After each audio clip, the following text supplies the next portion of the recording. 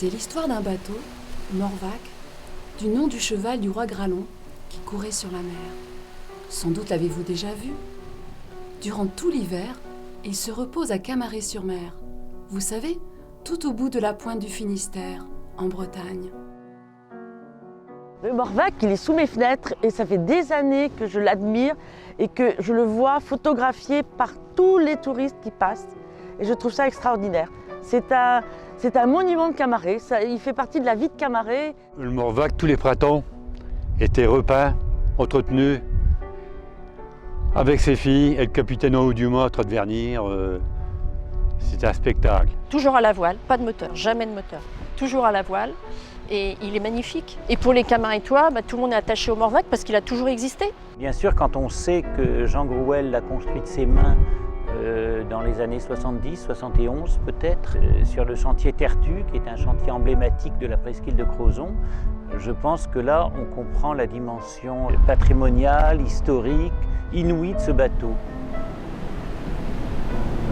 Mais voilà, la nature est taquine et cette année ne sera décidément pas comme les autres. La tempête Alex est passée. Elle est passée bientôt, bien fort et dans la mauvaise direction. Le Morvar, la journée du 10 octobre, en fin d'après-midi, avait largué son amarre. Du coup, nous sommes venus, toute l'équipe, assez rapidement pour essayer de le retenir le long de la digue.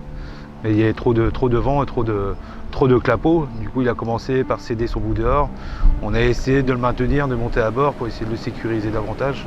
Et puis, au final, avec l'aide de la SNSM, on a essayé de passer une remorque. Pour là, il était trop tard et il commençait à tosser dans les cailloux.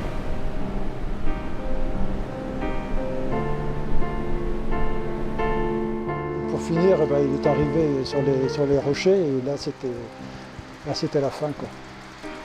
C'était la fin parce que sur les rochers, il a beau être solide, les rochers sont solides aussi. Et une fois que l'eau rentre dedans, ça fait des tonnes en plus et ça se balade, ça pousse. C'est la fin, quoi. Et sous la pluie, comme ça, c'est encore plus triste. J'ai l'impression que le bateau se met à pleurer aussi.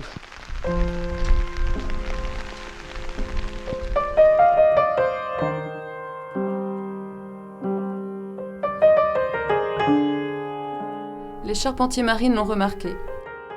La structure ne s'est pas déformée malgré les chocs. C'est un bateau costaud construit soigneusement pour traverser les océans.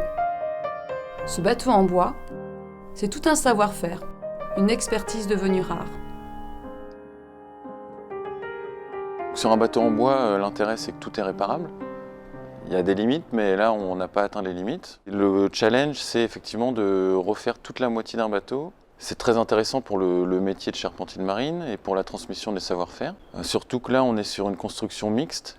On a du rivetage pour les membres ployés, des carvelles pour les membres sciés. Et il y a tout un travail de lissage de la forme, de prise de gabarit. On compte environ 6 à 7 mois de travail à deux. Non, c'est un très beau bateau qui mérite d'être restauré, quoi. Je pense qu'il faut tout faire pour faire revivre ce bateau. C'est important aussi pour Voile de Camaret. On a commencé avec 5 bateaux, dont le bateau de Jean, le Morvac. Il faut qu'il revienne dans cette fête. C'est un des 5 bateaux pionniers du renouveau des bateaux traditionnels à Camaret. J'ai filé la main depuis l'âge de mes 15 ans, donc l'âge de mon fils maintenant. C'est pas juste un bateau sur lequel on navigue, c'est un bateau qu'on partage. C'est un bateau qui est fédérateur, c'est un bateau qui nous fait rêver parce qu'il a du cachet, parce qu'il a une âme.